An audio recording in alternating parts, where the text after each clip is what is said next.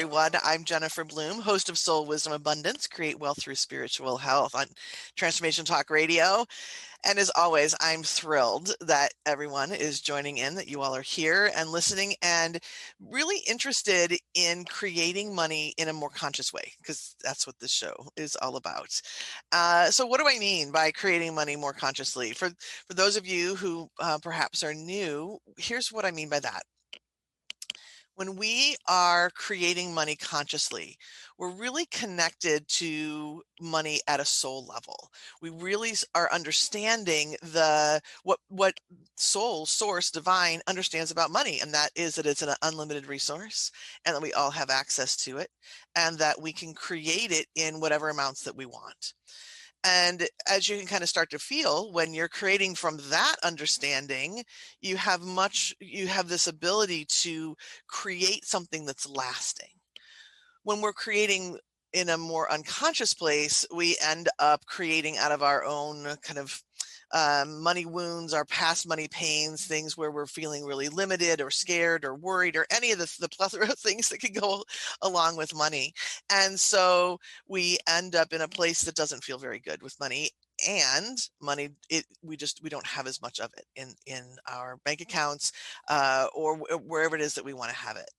So I teach this through the soul money relationship. And again, if you're brand new, just a real quick primer, right? The soul money relationship has three aspects. We have our relationship with ourselves, we have our relationship with the divine, and we have our relationship with the actual physical energy of money, that money that's going into our bank accounts, that money that we can count. And last show, we started a really great conversation around being more comfortable with money and making decisions based on our own intuition. And this week's show is going to build from there. I'm so excited about our guest today, and I want to lay just a little bit of a foundation, and then I will introduce her to you. So one of the things that I notice when I am talking to my clients or even friends around the actual physical energy of money, that tangible energy of money, is there's a real sensation of push-pull, right? So there's I'd like to be able to pay my mortgage. I'd like to be able to retire. I'd love to be able to travel. And I know that money is really important, but I'm a person of service. So if I'm a person of service, isn't it better that I just focus on my clients? Isn't it better that I just focus on doing my work and then the money can follow me, right? Because otherwise, maybe I'm a little bit greedy. Maybe I can't really say that I'm of service. Well, sometimes that works, but more often than not, we end up in a place where we're not having that money conversation. We're not valuing what it is that we're putting out. We're not able to strongly step in and receive an equal exchange. And there's a lot of under earning that happens here, which is why I am thrilled that Patty Block is joining us today to have a conversation. I'm going to let her do most of her introduction, but the thing that I want to say about why I'm so excited is that Patty has seen the struggle through the work that she's done for years, both personally and in business, and has worked really hard, particularly with women, to understand how to have that pricing conversation, how to really get comfortable with that numbers and the value, so that you can really have that stream of revenue coming through. And she's also a really strong believer that as women learn how to do this, learn how to bring more money in, that there are countless benefits to not just us as individuals, but us as a society. And that is a side conversation, Patty, that we could have. But I'm so delighted that you're here. Thank you for joining. Thank you. I'm thrilled to be here. Wonderful. So you have a statistic in your material that says that, and I'm just jumping right in. I said I was going to let you introduce yourself, but I'm just going to jump in, and then maybe we can weave in your history through this, okay? That you have a statistic that says that 82% of women-owned businesses make less than $100,000 a year, even though the women who are running those businesses are relying on them for primary income. Can you share a little bit with me about what that stat means to you and why it's so important to be doing the work that you're doing. Sure. And I will tell you, I was shocked when I first saw that statistic. And it also really made me think about what is happening. If women are relying on their revenue as their primary source of income, which many women are, including myself, then why is it that we are feeling stuck? That our revenue comes in wild swings, or Mm, we kind of wonder, when is the next client coming? When is the next project coming? And there's a lot of doubt and fear underneath that. So I started my company in 2006. And so I've had quite a long time to watch what's been happening, to observe it, to get feedback, to do market research. And I started hearing the same things from my clients and my colleagues. And again, I focus on women business owners that are experts in their fields. So a lot of people in professional services, lots of specialty consultants. Those are the type of people I work with. So there's no supply chain. There's nothing on which to base your pricing. It's kind of, you put a finger in the air and you test to see, or you have these limiting beliefs, which are, this is what the market will bear, or I'm pricing similarly to my competitors.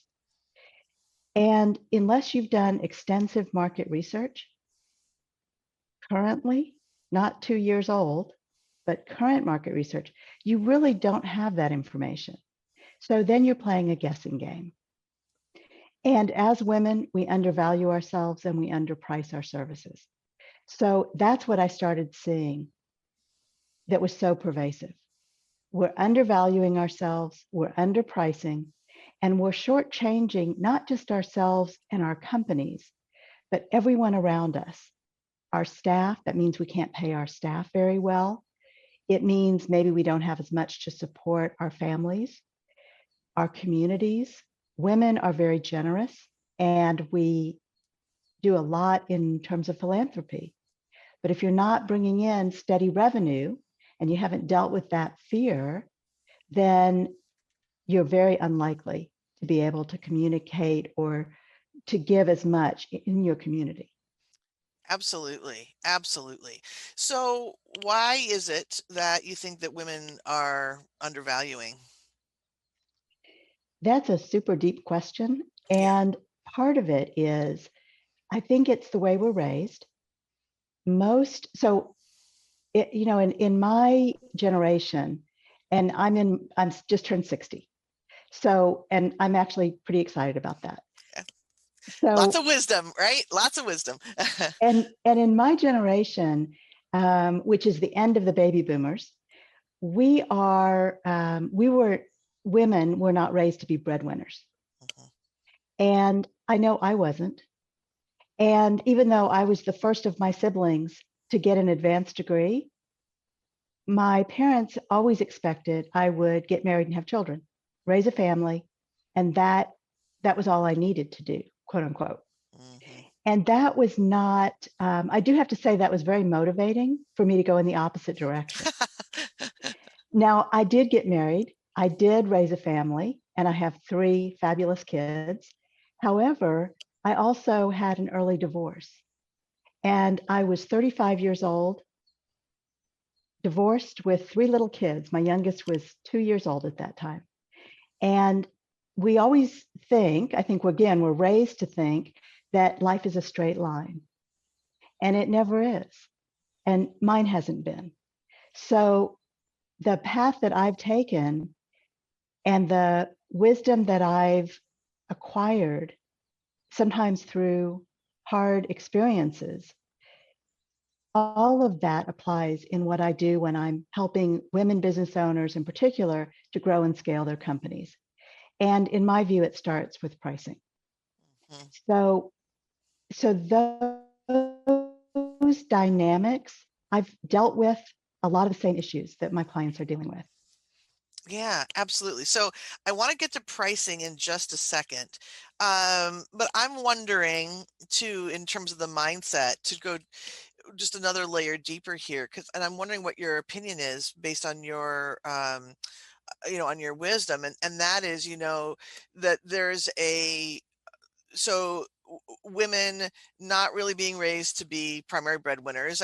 That's shifting and changing, I think, in today's times, but I still think there's this pervasive sense of women don't that glass ceiling is still very true, right? Whether somebody's salary, women's salaries, women are typically underpriced in whatever market they're in, whether they're earning it or not. And so I think that people can go one of two ways, right? One can be sort of this apologetic, like, well, and not consciously. I'm not saying that people are are stepping out and actually saying this, but it's what we feel, right, that gets in the way, sort of feeling like, okay, there's a little bit of an apology. I'm here, I'm making money, right? In that sort of way. Or there's this real sense of being a bull in a china shop. Like, forget it. I'm shattering that ceiling no matter what. And yet there's still that sense of, but maybe I don't. Mm. But there's that sense of like overdoing it, right? Like you're just literally working yourself to the bone because you're going to do it no matter what. And I think each of the ends of those spectrums really creates issues. Would you agree? I would. Let me use myself as as an example of that. So I had a company many years ago focused on political consulting and lobbying. And the way that company came about is that I had been volunteering in that environment for years since I was in high school. And people started offering to pay me. I had no idea what to charge. I had no sales experience. It was very, and I will say a lot of women start their companies based on someone asked them to do something or work on a project, or and so we may start as an accidental entrepreneur. So because of that, we may feel a little apologetic because we used to do this work either for less money or in my case as a volunteer. When I uh, when I focus on the political consulting, my biggest dilemma in building that company was that my revenue was tied to the election cycle. Mm, So much like a tax accountant, where most of their revenue comes in during tax season, well, that's what would happen for me too. And I'm based in Houston, Texas. So our legislature meets every 2 years, and the election cycle, of course, is staggered. So that caused problems for me in my business. So one of the strategies I came up with was to add lobbying. And I had been doing lobbying for quite some time, but again, as a volunteer. So now people were offering to pay me to organize events, do political fundraising, and to lobby. And when I got past the feeling apologetic for what I was charging and charging at a better level and starting to realize what other people were charging, especially my male counterparts. And they were just, especially the lobbyists who were making tons and tons of money.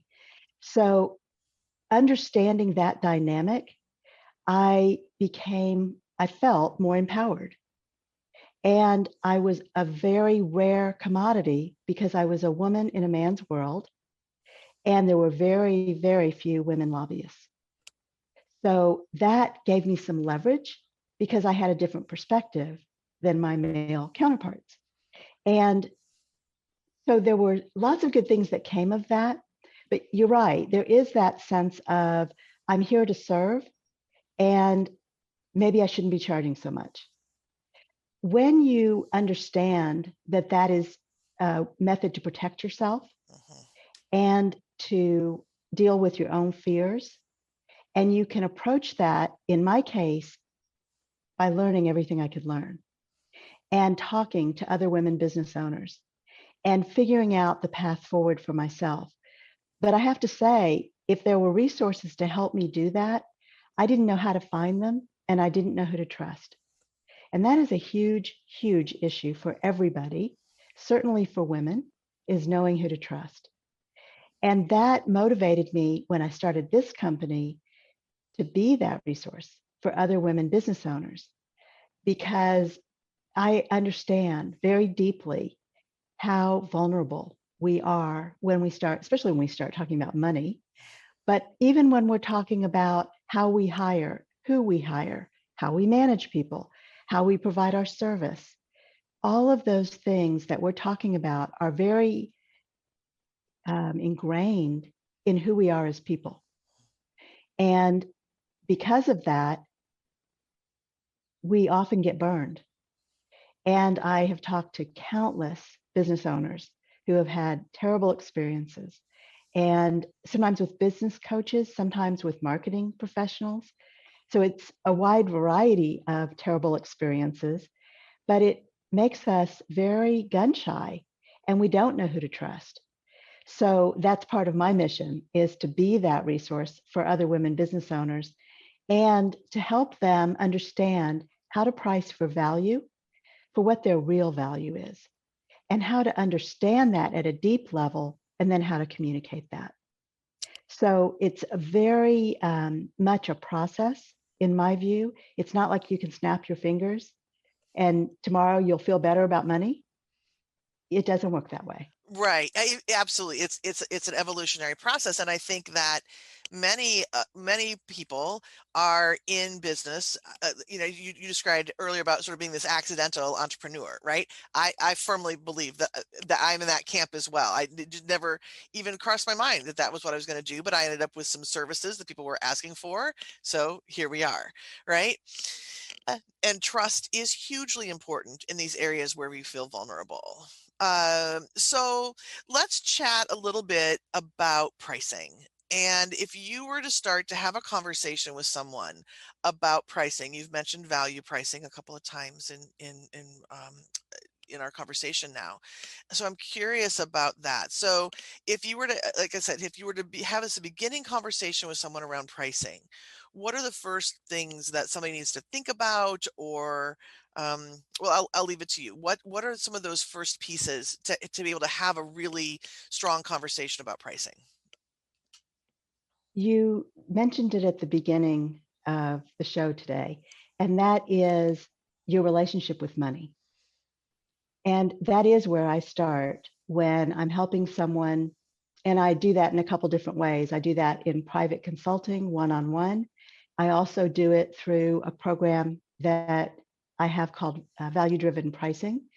And what we start with is your relationship with money. And thinking back to when you were a child, when did you first have money? When did you first earn money? What did that mean to you? And how did you use it? And how is money handled in your household? And really analyzing.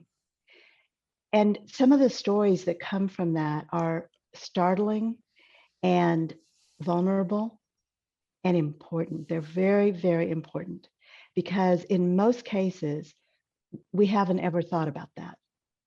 So I want the focus to be on what has your experience been and how has that affected how you think and feel about money right now. From there, we then work on their mindset. And that is, again, it's a process of understanding. So I'll give you an example of one of the exercises that I think is very powerful. And I use this a lot. And that is, imagine the most recent time that you found the right resource at the right moment for the right price. And how did you feel about that? So close your eyes and imagine, how did it feel? And then bottle those feelings and think about what your bottle looks like. So mine is purple because everything in my life is purple and it's my brand color. So my bottle is a beautiful glass bottle. It's real. It actually is in my bedroom and it's hand painted, and it was a gift from one of my employees many, many years ago. And when you bottle those feelings, the goal is to be able to recall those feelings later. And what I often talk about is it's not, quote, what you're worth. It's not putting a price on your head. That's not at all what we're doing when I teach how to price.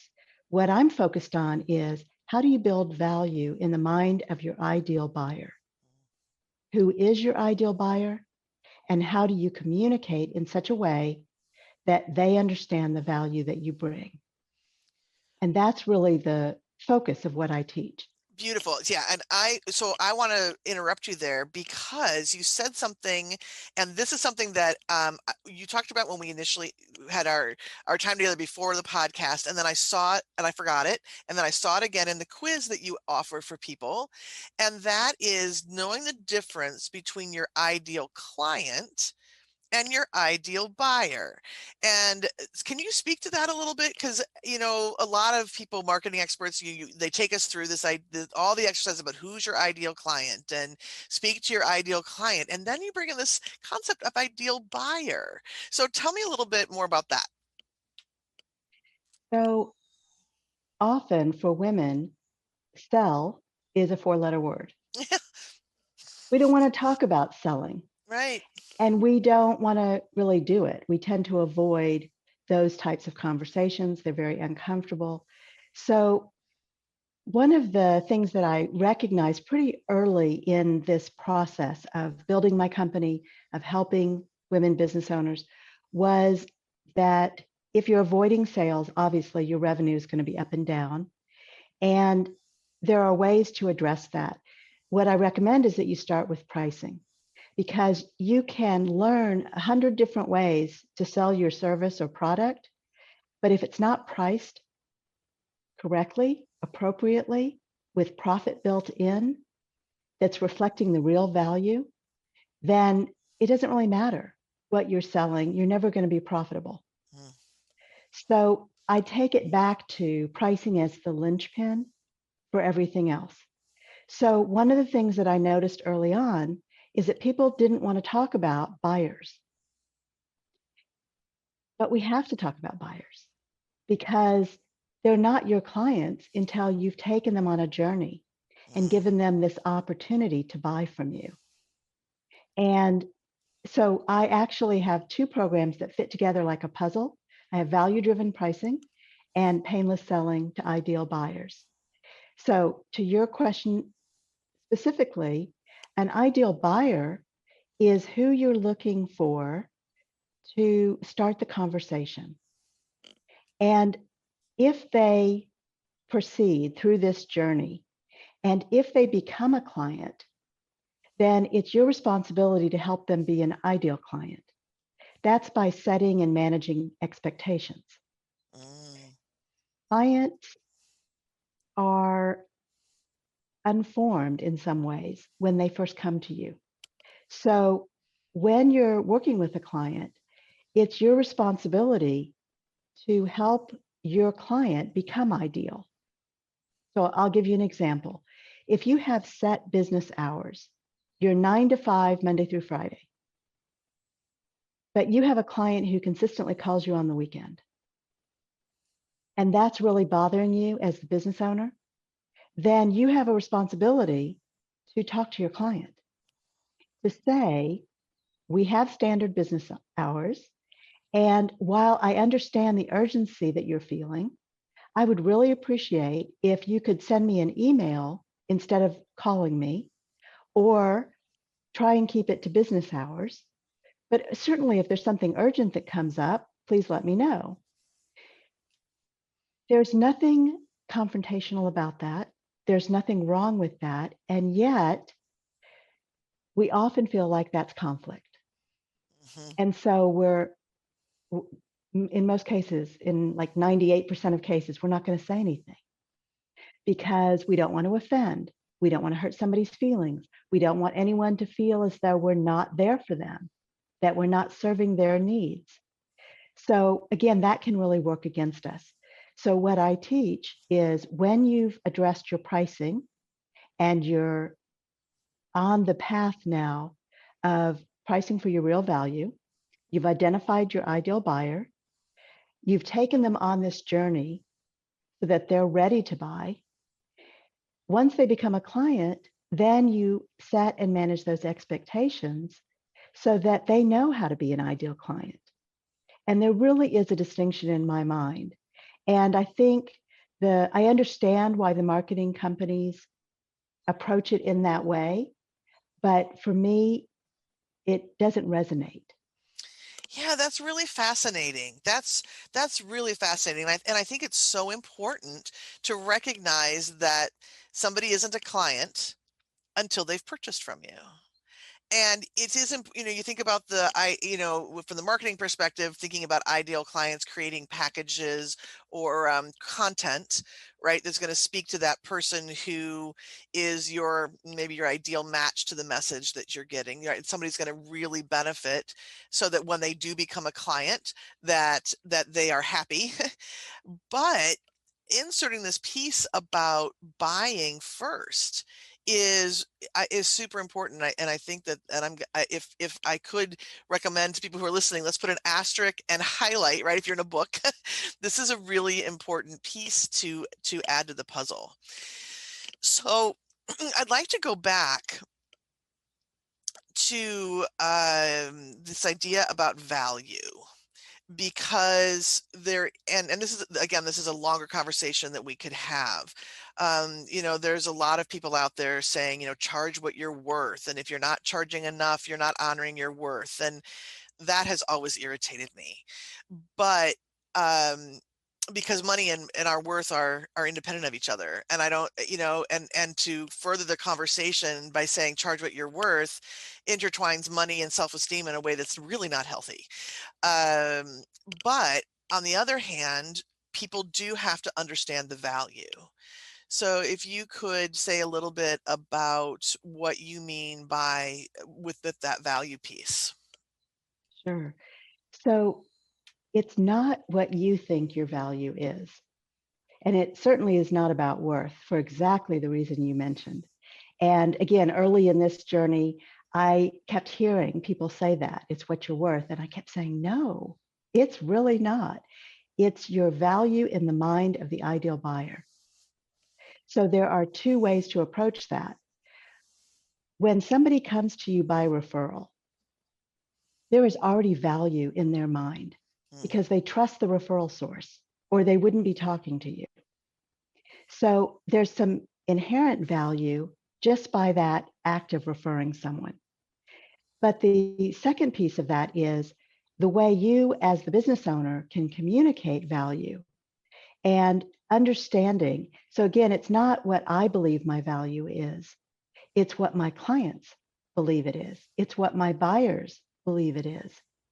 And sometimes we misunderstand that. We think, here's what we often think. We think the value's in the deliverables, right? I'm going to provide you a report or an Excel spreadsheet or a marketing plan or whatever it happens to be. That is how we're raised, is that the value is in the deliverables. And I will share with you, it is not. The reason it's not is because there are 5 million other people out there who can do a spreadsheet or a marketing plan. That is not where your value is. Your value is in the way you think, your life experience, what you bring to your clients, and in how you communicate that. So it may be in your team, how you've structured your team. There are so many things, and probably super important, but often forgotten, your contacts. mm. Your network is a tremendous value. You have spent years vetting those people and getting to know them and trusting them. So when you make introductions and connections, that is tremendous value to your clients. So all of those things wrapped up then become the value proposition that you can start talking about. And as women, we tend not to talk about that because we feel like it's bragging. And I will mention, as a Texas citizen, that we have a saying here, which is it's not bragging if it's true. Yeah. Y- So keep that in mind when you feel self-conscious that you feel like you're bragging. You're really not. You're communicating the value. Beautiful. Beautiful. Patty, we could continue to talk, I'm sure, for hours, and you have clearly have so much to add to this conversation. So I have two things that I'd like to ask before we wrap up. The first is, how do people find you? Clearly in the show notes, we'll have your website and all of that, but what's the best way for people to get in touch with you? So it's simple to connect with me on LinkedIn. It's Patty Block, Patty with a Y. And I really enjoy connecting with people there. You're also welcome to reach out through my website, which is theblockgroup.net. And you said you had a second question? Well, I do. So, what is if there's one thing that you could leave people with, and I don't know, if it's not bragging, if it's true, maybe maybe that should have been the end of the conversation, just bing bang boom. But if there's one thing that you want to leave the listeners with, what do you want to share? What's one thing that you'd love for them to take away from this conversation? So the first step in any change is awareness. And you might be aware that your pricing is off, but you don't know how to fix it. And that is what I teach. So what I recommend is that you take the quiz that I offer, which is called myrevenueroadblocks.com. And if you go to that website, one of the things that it reveals is what's in your way. What are the roadblocks that are keeping you from having the revenue levels that you want and having that consistency that you want? So I would encourage you to go to myrevenueroadblocks.com, take the free quiz, and it will then give you a report with information of what your score means and what you can be thinking about. So that's another great takeaway that I would love to share with your audience. Beautiful. Well, thank you so much for your generosity today, the generosity of your time, the generosity of all of the information that you shared. I don't know if you can see all my notes that I've made just personally, and this is our second conversation. So I'm really going to encourage all the listeners to go ahead and take the quiz. I have taken it. It was eye-opening in a couple of different places. And so again, thank you so much. And so now we will go ahead and take a quick break. You're listening to Soul Wisdom Abundance, and I am your host, Jennifer Bloom. We will be back after a few moments.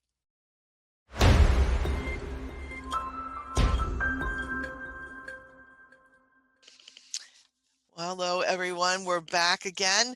This is Soul Wisdom Abundance, and I am Jennifer Bloom, your host. What a fantastic first segment. Patty Block had quite a lot of information to share with us, and I would be really curious, actually, to hear what your takeaways are. So if you want to drop me an email at jennifer@jenniferbloom.com or over on Instagram at soul.abundance, let me know what you thought and what your key takeaways were from her conversation. What I would like to do in the second half of today's show is to take you through an exercise. Let's weave in some of the information that Patty was sharing, specifically about value and about some of the early history of our money relationship, as well as what I spoke about at the beginning, which was this idea of being of service, right? And if I'm of service and I want to focus on money too, what does that really look like? How can I balance those two? And it's really important. You think about pricing and value and all of those pieces, and they feel very external, right? It feels very much like I should be able to price something, and it doesn't really matter what my mindset is. As long as I've got it priced correctly, things are going to sell. And that doesn't necessarily always work out, and that's because of the energetics behind things. If you are in a place where you're saying, to come back to that idea, right, of I'm of service, and it's hard to think about pricing, or it feels greedy, or I'm a little bit embarrassed, or I don't know that if I'm doing it right, so I'm just going to focus on delivering and the money will take care of itself. remember that money doesn't have any free will, right? You are the one who is in command of that money relationship.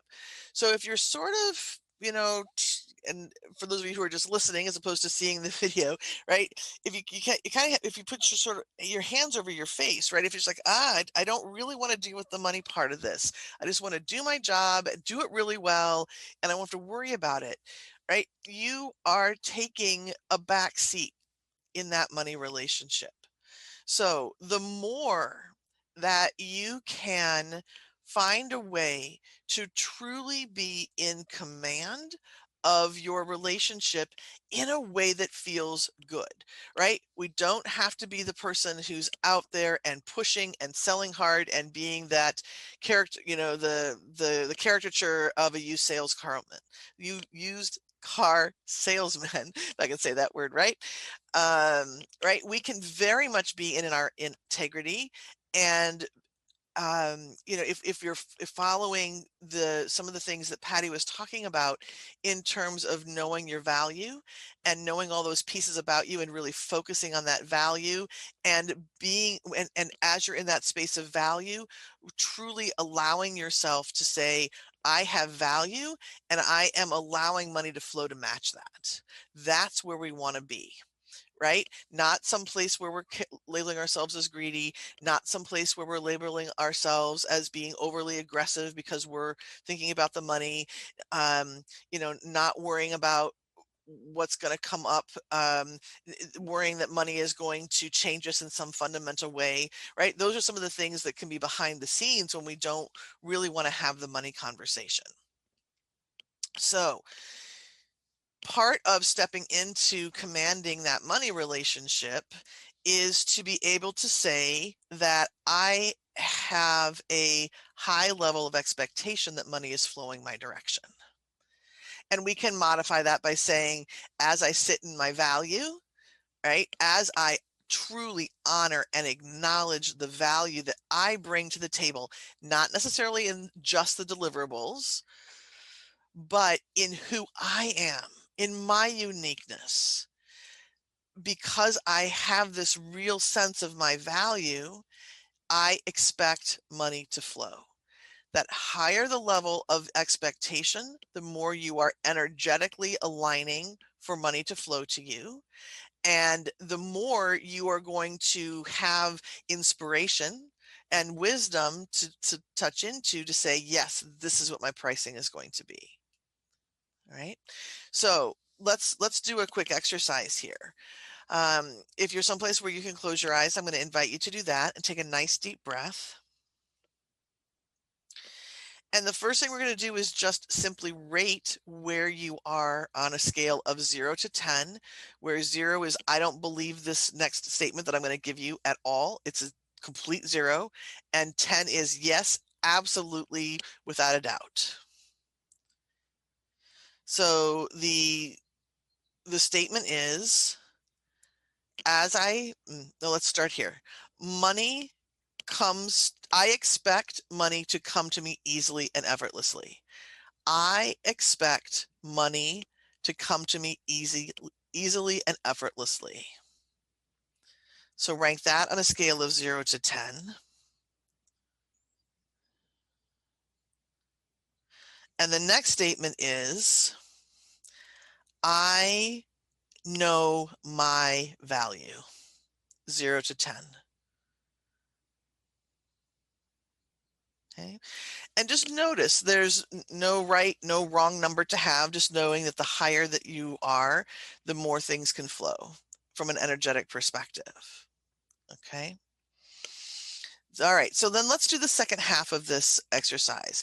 And let's look specifically at this idea of either I'm focusing on my service or I'm focusing on the money.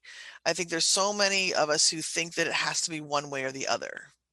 Okay, so again, close your eyes if you can, take a nice deep breath. We're going to ask Divine Intelligence to integrate body and soul and align your Earth Star and your Heaven Star. You don't have to understand any of those words other than to simply ask for them to happen.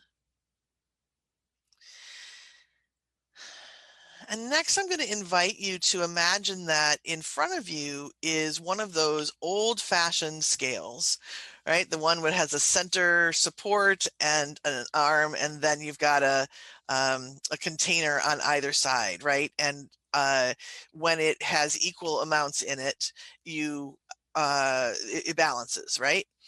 So in your mind's eye, imagine that you can put attention to service in one of those containers and focus on money on the other side. And just notice, how does it balance out regarding your specific focus? Are you more focused on service? Or are you more focused on the dollars?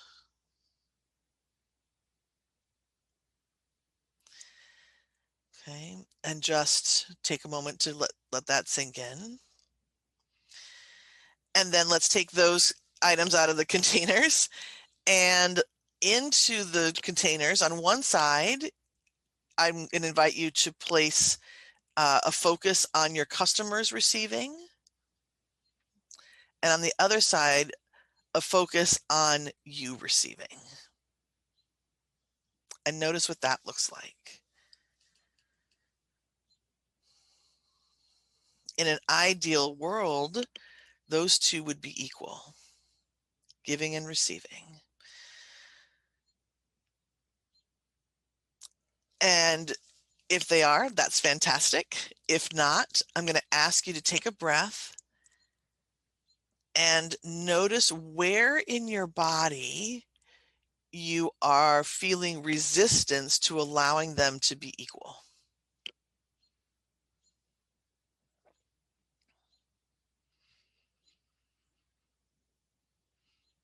Just breathe and tune in, and the resistance in your body could feel like a belly ache, or it could feel like an ache under your shoulder blade, or maybe it's a pulsing in your temples. It can really be anywhere. So simply tune in and notice where that resistance is living in your body.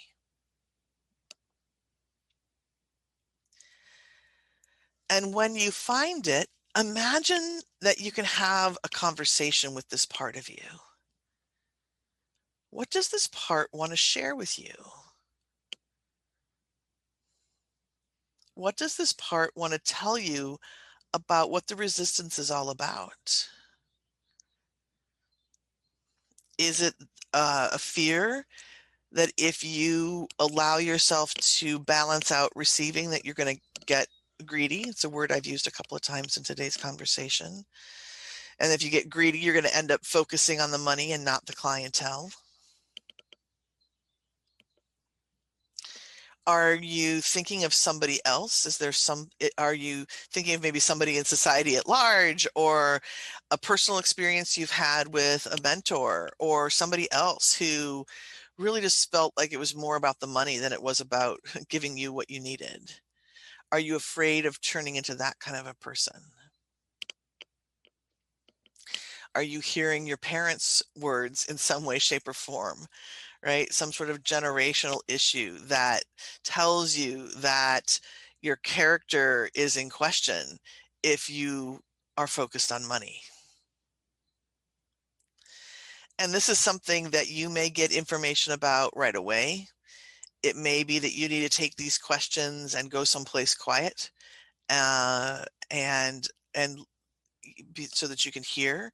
It may be that these questions, the answers to these, what's the resistance all about, maybe something that you journal about, or it might be something that pops up later, right? When you're doing something like dishes or being in the shower, or something mindless.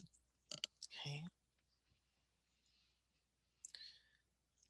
So whether you have a clear answer or not, I want to do the last question, which is to connect with your soul, ask divine intelligence to create a conscious connection between you and your soul. And you can either do that through your soul languages, if you know those, or you can just simply ask for a connection. And ask what you get to let go of or activate to rebalance the scales. It might be releasing an old belief. It might be activating a new understanding, right? It's why I talk about in the soul money relationship, understanding what soul knows about money. What if you were to activate what source knows about money? There's just another tangible resource of the divine. Or what if you were to let go of the fear of being greedy? Let go of the fear that money's going to take over your perspective instead of service. Simply allow your soul to share that information with you so that both you and your client get to receive.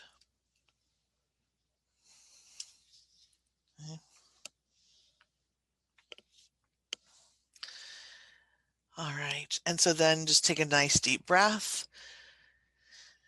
And again, this might be information that comes to you easily and effortlessly right in this moment, or it may be something that you want to sit with for some time. Do a little bit of journaling, do a little bit of non-dominant handwriting about. Okay. All right. So let's say thank you to your soul. Let's say thank you to your body for giving you information. Let's say thank you to Source for offering up information and answers. And then just come on back and take a breath and allow everything that you remembered there to be easily and effortlessly integrated into your whole system. Beautiful. All right. So I am going to invite you to also take some time and to begin to think about one of the things that Patty Block shared with us today, and that was all about value. So if you were to make a list of all of the things that go into your specific value, is it the kind of history that you have with your family of origin? Is it something about an experience that you had that nobody else has had? Is it about your specific combination of education? You know, for example, I have a degree in psychobiology, occupational therapy, health and wellness counseling, labor and birth education. The list goes on and on. That is a pretty unique combination, and it provides me a very unique view on the world. Okay. So really take some time to create that list of non-tangible value that you are bringing that is truly the foundation of the value of whatever deliverable you have for your client.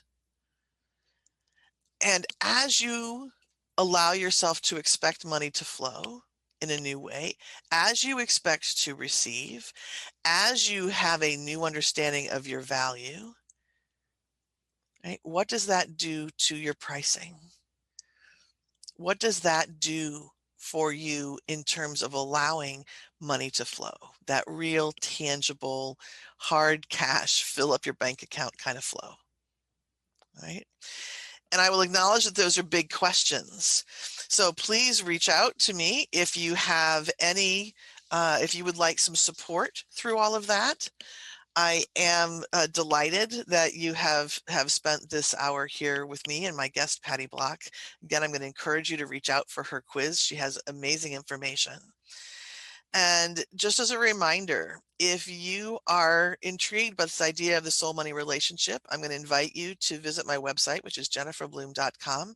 Take the soul money relationship quiz, where you're going to learn all about how you are in your relationship with money and what can use some tweaking. There's some really wonderful exercises that come as a result, and you're going to get your first steps into having a much more conscious relationship with money. All right. So thank you again for tuning in. It's been a delight. Soul Wisdom Abundance is here on Transformation Talk Radio, the first and third Fridays of each month. And I look forward to joining you next time.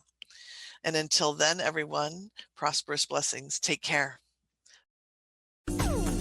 Thank you for listening to Soul Wisdom Abundance with Jennifer Bloom, creating wealth from spiritual health on transformationtalkradio.com.